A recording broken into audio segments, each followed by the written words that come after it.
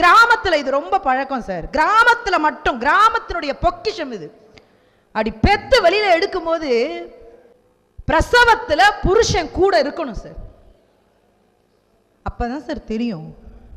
நீங்க நினைச்சிட்டு இருக்கீங்கல்ல, அப்படி வலிச்சு உள்ள போனோடனே அம்மா அந்த படத்துல காட்டுவாங்களா அப்படின்னு குழந்தை பிறந்துரும்னு. உள்ள துடிப்பா பார்த்தீங்களா? உங்களுக்குலாம் என்ன சார் தெரியும் அப்படின்னு நான் கேட்கவே மாட்டேன். ஏன்னா உள்ள அவ துடிக்கிறத விட 1000 மடங்கு வெளியில ஆம்பளை துடிப்பான்னு எனக்கு தெரியும் சார், எங்களுக்கு தெரியும். ஆனால் அந்த துடியினுடைய அவ அப்படி துடிக்கிறாள். ஏன் துடிக்கிறான்னு நினைக்கிறீங்க? வலி தாங்காம கத்துறா. அப்படிதான் சார், அந்த வலியை அவளால் தாங்க முடியும். ஒரு பிரசவ வலி எப்படி தெரியுமா இருக்கும்? உதாரணத்துக்கு சொல்லணும்னா 1000 கும்கியான ஏறி மிதிச்ச மாதிரி இருக்கும். அந்த வலியெல்லாம் தாங்கி ஒரு குழந்தை வெளியில வந்த வலிக்கு அவ கத்த மாட்டா சார். வெளியில வர்ற குழந்தை ஆரோக்கியத்தோட வரணும்னு கத்துறா பாத்தீங்களா? அவதான் சார் உண்மையான அம்மா. அப்படி வெளியில வந்த உடனே அடுத்த நிமிஷம் நம்ம என்ன தெரியுமா சொல்லுவோம்? குழந்தை சிகப்பா இருக்கான்னு கேட்போம், குழந்தை ஆரோக்கியமா இருக்கா? குழந்தை எல்லாரும் குழந்தை பிறந்தோட கத்துனா அவ்வளவு சந்தோஷப்படுவாங்க. பெத்து இப்படி கையில வச்சோன்னா அந்த அம்மா என்ன தெரியுமா சொல்லுவா? எல்லா அம்மாவும் சொல்ற வார்த்தை, நானும் சொன்னேன், என்னை பெத்த அம்மா, என்னை பெத்த ராசா, என்னை பெத்த ஐயா. எங்க யோசிச்சு பாருங்க, அந்த குழந்தைய அவளை பெத்துச்சு, நாங்க தானே சார் அந்த குழந்தைய பெத்தோம். ஆனா ஏன் குழந்தைய வாங்கினோன்னு என்னை பெத்த ஐயான்னு சொல்றோம்? அது கிராமங்கள்ல இருக்கிற எல்லாருக்கும் தெரியும். பிரசவங்கிறது மறுபிறவி சார். மறுபிறவில அந்த குழந்தை தான் அவளை பெத்தெடுக்குது. அந்த குழந்தையால தான் அவ உயிர் பிழைக்கிறாங்கிறதுனால குழந்தை பிறந்த அடுத்த நிமிஷம் என்ன பெத்தவளேன்னு சொல்லி முகத்தோட முகமா வச்சு முத்தம் கொடுக்கறாள். அந்த முத்தத்துக்கு கோடி ரூபாய் கொடுத்தாலும் கிடைக்காது சார். அந்த ஒரு முத்தம் இனி என்னைக்கும் கிடைக்காது. 1000 தப்பு பண்ணட்டுமே தான் குழந்தை, எத்தனை தவறுகள் செய்தாலும் மன்னிக்கும் ஒரே நீதிமன்றம் அம்மா மட்டும்தான் சார். நீ என்ன பண்ணாலும் அவ மன்னிச்சிருவா. உன்னுடைய ஒரு சிரிப்பு போதும் அவளுக்கு, எதுவும் தேவையில்லை. அதுவும் வீட்டில் நிஜமா சொல்றீங்க, இன்னைக்கு அம்மாவினுடைய அருமை எல்லாம் அவ்வளோ ஈஸியா நம்மளால இன்னைக்கு நிறைய பேர் நினச்சிக்கிட்டு இருக்கோம். அம்மாங்கிறது என்ன, நமக்கு சாப்பாடு கொடுக்குறாங்க, பார்த்துக்கிறாங்க அப்படின்னு. அதெல்லாம் கிடையாது சார். உறவுகள் கூட பணம் காசு இருந்தால் மட்டும்தான். நீங்கள் நல்லா கவனிச்சு பாருங்களேன், ரொம்ப பக்கத்தில் ரொம்ப ஒரு மிஞ்சி மிஞ்சி போனால் பெரியப்பா பையனாக இருப்பான், வசதி இல்லைன்னு வச்சுக்கோங்களேன். அவர் யாரு? அவரு எங்க அப்பாவோட அண்ணனோட புள்ளம்மா. நேரம் அண்ணன்லாம் சொல்ல மாட்டான். காசு இல்லைன்னா சொந்தத்தை கூட மதிக்காத இந்த நேரத்துல தனக்கு 5 பிள்ளை பிறந்தாலும் மூத்த பிள்ளை ரொம்ப பணக்காரனா இருப்பான். ஆனா அந்த பணக்கார பிள்ளைக்கு அந்த தாய்கிட்ட இருக்கிற முழு அப்படி சுதந்திரம் போகாது. ஏதாவது ஒரு கஷ்டப்படுற குழந்தைகிட்ட தாங்க அந்த அம்மா ஒட்டிக்கிட்டே இருப்பா. ஏன் தெரியுமா? பெரியவன் நல்லா இருக்கான், அவன் நல்லாவே இருக்கட்டும், இவன் தாங்க கஷ்டப்படுறான், இவனும் நல்லா இருக்கணுங்கிறதுக்காக என் உடம்ப ஓடா தேய்ச்சு தேய்ச்சு அந்த குழந்தைக்காக கடைசி வரைக்கும் போராடுவல்ல, அந்த மனசு தான் சார் உண்மையான கடவுள். அது யாருக்குமே வருது. எல்லாத்தையும் தாண்டி வீட்டில் அம்மாங்கிறவ எப்படி தெரியுமா இருப்பா? அவ வீட்டிலேயே அவ ஒரு விளையாட்டு குழந்தையா தான் சார் இருப்பா. நீங்க நல்லா கவனிச்சு பாருங்க, நீ நிறைய பெண் பிள்ளைங்கள்லாம் இருக்கும். எங்களுக்கு நீங்க என்ன பண்ணாலும் எங்களுக்கெல்லாம் அப்பா தான் சார் ரொம்ப. அப்பான்னா நாங்க உயிரை விட்டுருவோம். அப்பாக்களுக்கு எங்களுக்கும் அவ்வளோ ஒரு நல்ல அண்டர்ஸ்டாண்டிங் இருக்கும். எந்த அம்மாவை பற்றி 100 வயசுல பேசினாலும் ஆம்பளை பிள்ளைங்களுக்கு அழுக வரும் சார். ஏன்னா எத்தனை வயசானாலும் அவளுக்கு அந்த பையன் குழந்தை தான் சார். ஆம்பளை பிள்ளைன்னா அது என்னமோ தெரியலங்க, இந்த அம்மாக்களுக்கு மட்டும் அப்படி ஒரு விஷயம் பிடிக்குது. நீங்க நல்லா கவனிச்சு பாருங்க, பையனை எங்கேயுமே விட்டு கொடுக்க மாட்டான். பையனை எங்கேயுமே விட்டு கொடுக்க மாட்டான். என்ன உங்க பையன் ஃபெயில் ஆகல, திருத்தினவன் சரியா திருத்தல. பையன் கீழே விழுந்துட்டான், போடக்கூடாத இடத்துல கல்ல போட்டாங்க. விழுந்ததையும் ஒத்துக்க மாட்டா, ஃபெயில் ஆனதையும் ஒத்துக்க மாட்டா. தவற பூரா அடுத்தவங்க மேல சொல்லி சொல்லி தான் புள்ள நல்லவன் நல்லவன் நல்லவன்பாங்க. ஏன் வீட்டிலே பாருங்க, அப்பா மாதிரி ஒரு மிகச்சிறந்த ஒரு பெரிய விஷயம் எதுவும் இல்லைங்க. ஆனாலும் கூட அப்பாக்கும் பையனுக்கும் வீட்டில் அடிக்கடி சண்டை வந்துட்டே இருக்கும். அது என்னன்னே தெரியல. ஆனா அம்மாங்கிற ஒரு விஷயம் இருக்கு பார்த்தீங்களா, பா நீ ஒரு குரல் இப்படி ஒசந்துட்டா போதும்.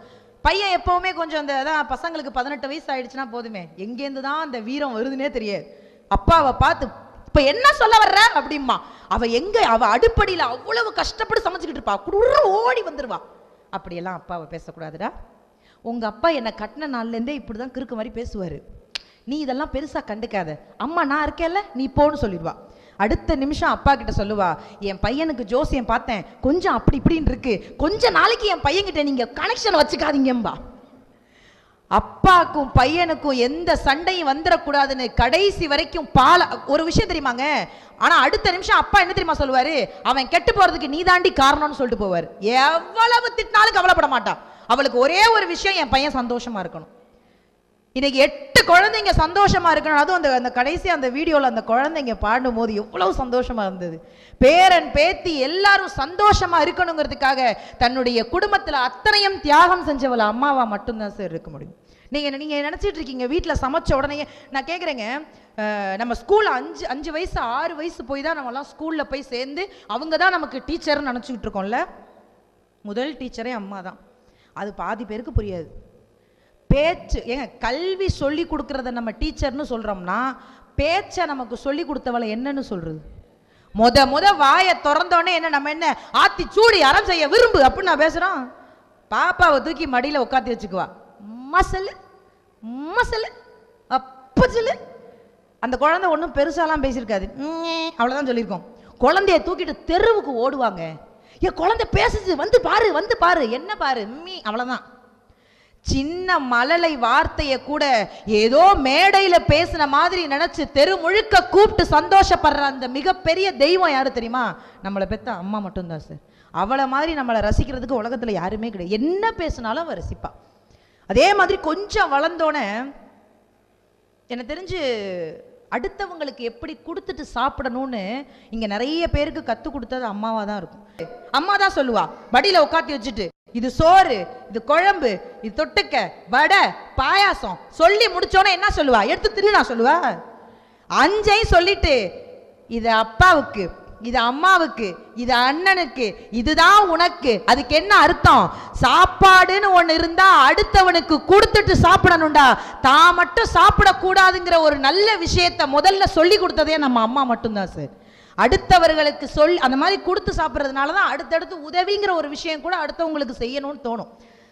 இன்னைக்கு எல்லா விஷயத்தையுமே அம்மா நமக்கு கற்றுக் கொடுத்துருக்கா சார்.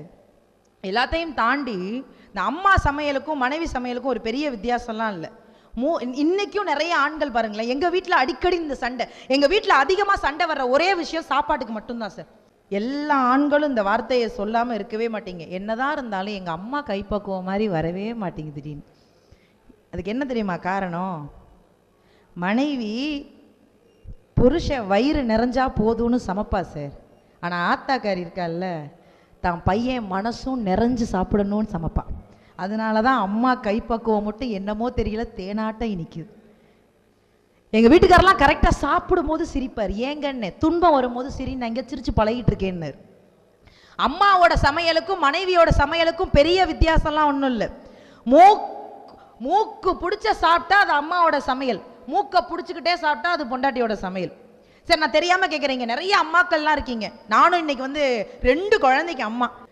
இங்கே இருக்க எல்லா அம்மாட்டையும் கேட்குறேன், யாரெல்லாம் சமைச்சு முடிச்சோன்னா அம்மாக்கள் ஃபர்ஸ்ட் யாராவது சாப்பிட்ருக்கீங்களா? இது வரைக்கும் ஒரு நாள் சாப்பிட்ருப்போமா சார்? நம்ம ஒரு நாள் கூட சமைச்சு முடிச்சோன்னா தாய் சாப்பிட மாட்டா சார். எப்போ தெரியுமா தாய் சாப்பிடுவா? சாதம் சூடாக இருந்தால் அப்பா அதிகம் சாப்பிடுவார், கூட்டு பொரியலோடு இருந்தால் அண்ணன் அதிகம் சாப்பிடுவான், வடை பாயாசத்தோட வச்சிருந்தா தங்கச்சி அதிகம் சாப்பிடுவா. சாப்பாடு மீதம் இருந்தா மட்டும்தான் சார் அம்மா அதிகமா சாப்பிடுவா.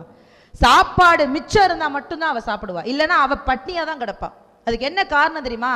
தன் குழந்தை சாப்பிட்டு சந்தோஷமா இருந்தா போதும்னு நினைக்கிறவ மட்டும்தான் சார் அம்மா. ஒரு அம்மா கோவில்ல உட்காந்து அழுதுட்டே இருந்தாங்களாம், சாமி கும்பிட்டுட்டு அழுதுட்டே இருந்தாங்களாம். நான் செத்தா நரகத்துக்கு போகணும், நான் செத்தா நரகத்துக்கு போகணும்னு.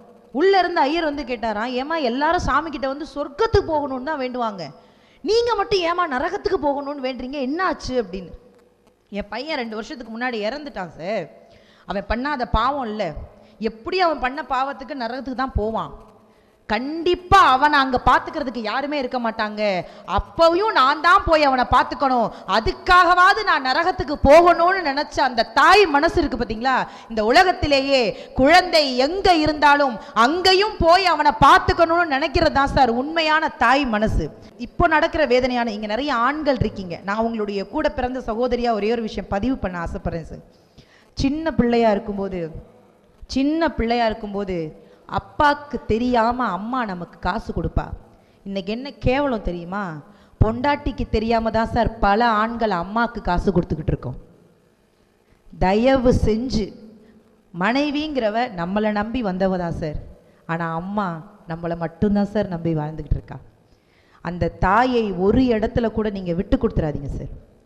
இன்னைக்கு நிறைய பேர் தாயை முதியோர் இல்லத்தில் கொண்டு போய் விடுறாங்க. மரியாதைக்குரிய காவல்துறை ஐயா இருக்காங்க, நான் நேராகவே சொல்கிறேன் சார், தயவு செஞ்சு அவங்களையெல்லாம் நீங்கள் எப்படி இந்த பெண்களை சீரழித்தால் என்ன தண்டனையோ அதே தண்டனை தான் சார் அவங்களுக்கும் கொடுக்கணும். பல அம்மாக்கள் இன்றைக்கு நிலவை பார்ப்பதே கிடையாது. பல அம்மாக்கள் இன்றைக்கு நிலவை பார்ப்பது கிடையாது. ஏன் தெரியுமா? நிலவை காட்டி தான் பிள்ளைக்கு சோறு ஊட்டியிருப்பா, அந்த நினைவு கூட அவ மனசுல வந்துடக்கூடாதுங்கிறதுக்காக. தயவு செய்து தன்னை பெற்றவளை இறந்த பிறகு தெய்வமாக பார்ப்பதை விட்டுவிட்டு, அவள் நினைவோடு வாழ்வதை விட்டுவிட்டு, அவளுக்கு அவ என்ன நினைக்கிறா, அவ என்னெல்லாம் ஆசைப்படுறா எல்லாத்தையும் முடிச்சுட்டு அவளுக்கு எல்லா சந்தோஷத்தையும் கொடுங்க. இறந்ததற்கு பிறகும் உங்கள் மகள் வடிவில், உங்கள் பேத்தி வடிவில் உங்க அம்மா உங்க கூடவே தான் சார் இருப்பாங்க. இருக்கிற வரைக்கும் அவங்கள சந்தோஷமா பார்த்துக்கோங்க சார்.